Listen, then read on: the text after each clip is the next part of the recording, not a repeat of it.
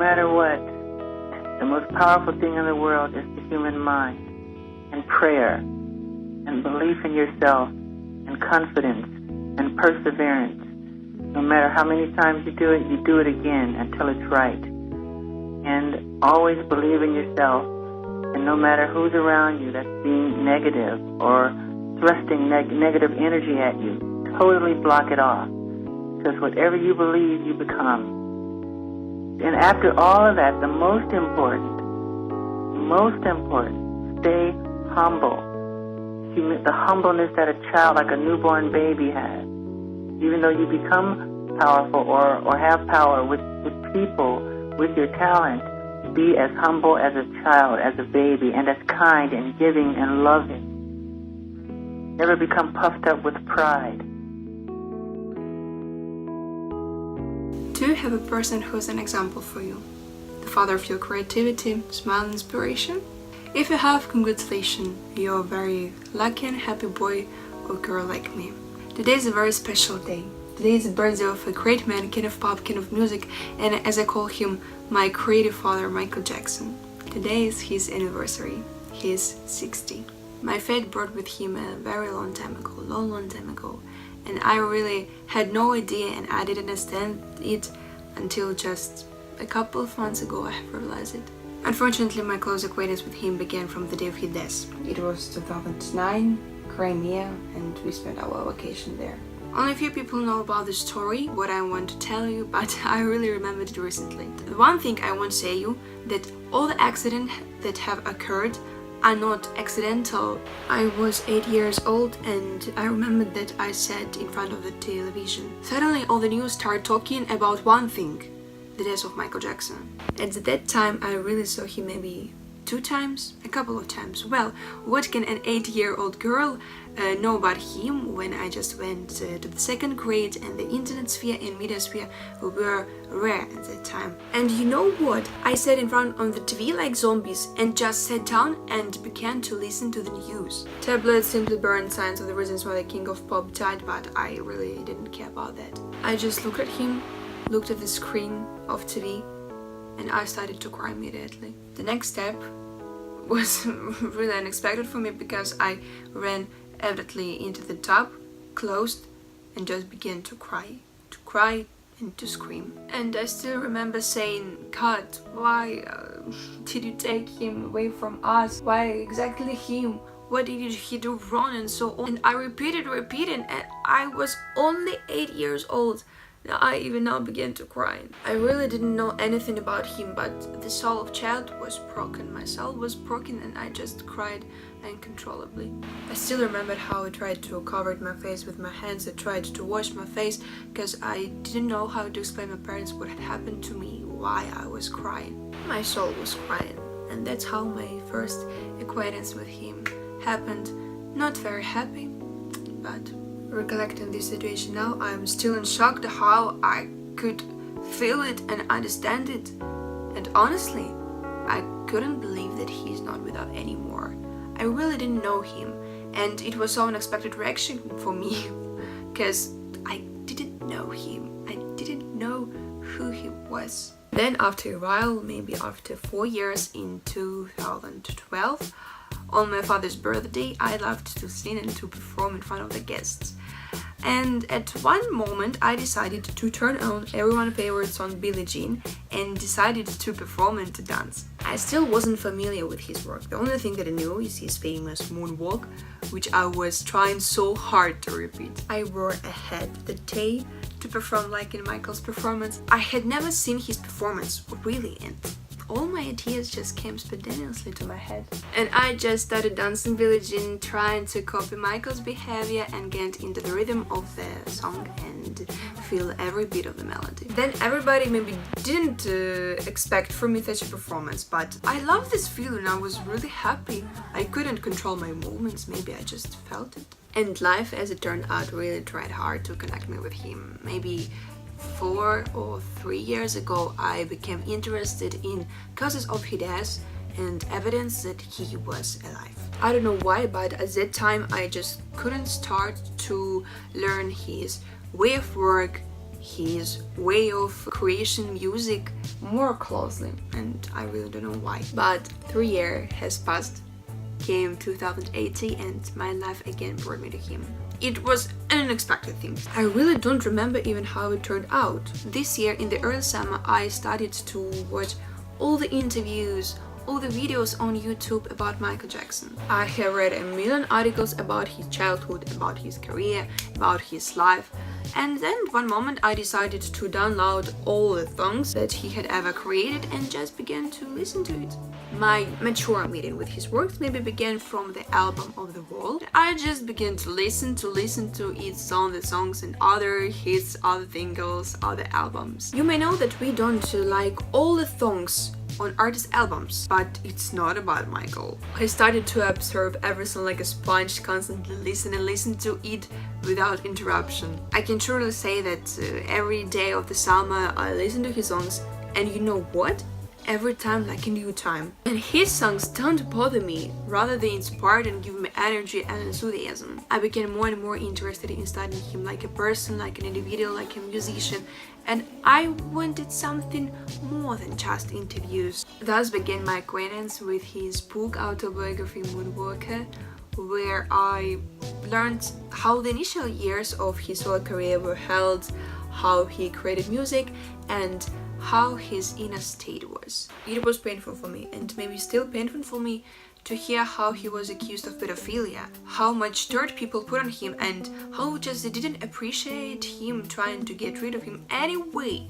And it's so silly, especially to hear when people said that, oh my god, he just didn't want to be a black man, so he used some chemical creams to be a white. It even sounds silly, but sometimes it's hard to imagine the pain he was going through by himself. Especially when I see his eyes, I just feel his inner loneliness. When I read all the bullshit about him, the only thing I want to do is just to support him, to hug him tightly and just say that he is not alone. He can manage with everything, that he is so strong. I really cried with him. Now I'm even not exaggerating. I really like when he called himself the instrument of nature, because it comes from his dance, his music, his light and godness. And no matter what, he stayed always a shy guy, even a shy child who wanted to help all children around the world by donating millions of dollars. Nevertheless, Michael believed in true love. Thanks God that he had time to feel it, not so long, but he was so happy. He found out what it was. His happiness was red in his eyes. And when somebody told me, oh my god, the marriage of Michael and Lisa Marie Presley wasn't true and blah blah blah, just look at their eyes. You will see the happiness in their eyes. Really, it's true, it's not a fake. I can talk endlessly about Michael, about my emotions, about his role in my life. Oh my god, this video is so sensitive because I'm crying. And really sometimes I feel a really strong connection between me and him. The one thing I want from you is just feel what I'm saying. Feel what I feel when I talk about him. Each of his songs is filled with love, kindness and soul especially. You can hear his sending to you, especially when you close your eyes and just listen to his music. His message on his songs, the text, the meaning, the soul, it's so magical. Nevertheless, he wanted only one thing, it's peace. He wanted peace in the world. For many people, he is still an example, the object of adoration and inspiration, but for me, he's more warmer and closer. His songs were listened to, I listened to, and will be listened to by many generations. And when they said that Michael has gone, I deny it. Well, how a person can be considered dead when his songs are still playing on the radio, playing at the shops and some other things. People still sing his songs, people still dance, and some people even create new lives. Okay, well, there's no physical body of Michael anymore, but he is alive, his soul is alive, and he will live forever in our hearts as long as we remember him and listen to his songs. It really pains me to think that I will never see him alive and I will never hear his voice live, but the only way where I can see him is my dreams. He is our great love, and only he managed to unite all the world through the music. Just imagine how often did people before him fall into his knees, looked at him like a saint and kissed his hands. Just imagine, maybe he's really like an angel. So, Daddy, happy birthday. You'll not believe, but your children live in all parts of our planet. We love you. We still love you, and we will love you forever. Because you just changed our lives. You make us go forward and believe in miracles and love. Today, it's your day. So be happy there. 2, 3, 4. Baby, love never felt so good. And it's all it's ever good. Not like you hold me, oh baby. Love never felt so fun. And it's all it's ever mine. Not like you hold me, and tonight's gonna be just fun. Gotta fly, gotta see, can't believe I can take it, 'cause baby, every time I love you, in my life, in out, baby. So tell me if you really love me, 'cause in my life, in out, baby. So tell me, love never felt so good. Baby, love never felt so fun. And I don't ever mind. Not like you hold me, baby. Love never felt so good. And I don't ever good. Not like you hold me, and tonight's gonna be just fun. Gotta fly, gotta dig, can't believe I can deep me, 'cause baby, every time I love you, in my life, in out, baby. So tell me if you really love me, 'cause in my life, in out, baby. So baby, 'cause love never felt so good. Never felt so good, never felt so good, never felt so good, never felt so good.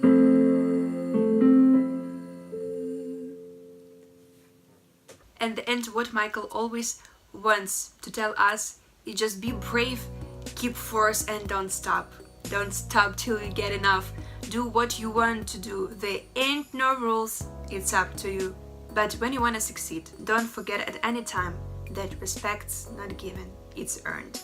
Continue to keep the faith, because it's just a matter of time before your confidence will win out. Believe in yourself, no matter what it's gonna take. You can be a winner, but you got to keep the faith. But when you think when your life is over, please don't forget to smile. Though your heart is aching, smile, even though it's breaking. But please don't forget that there are times when you shouldn't prove anyone anything, and the best solution will be just beat it.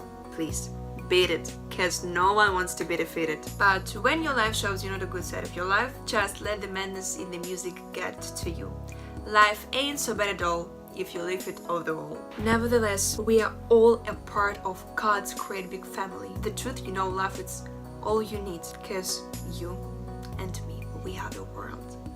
We are the children. We are the ones who make your brighter day. But in your life, you should be careful who you love, and be careful what to do, because sometimes the lie becomes the truth. But let's be honest, there are some days when you look out of the window, get sad, and just ask yourself, what have we done to the world? What have we done? But Michael always reminds us, if you want to make your world a better place, take a look at yourself and then make a change. We should start from ourselves. Only we can heal the world and make it a better place for you and for me and the entire human race. And then the world will be different. Everything will be different, and we won't be dissatisfied anymore. And when you think that all things have gone wrong and you feel so lonely inside, please remember one thing, that you're not alone. I'm Michael. Everybody are here with you. Though you're far apart, you're always in my heart.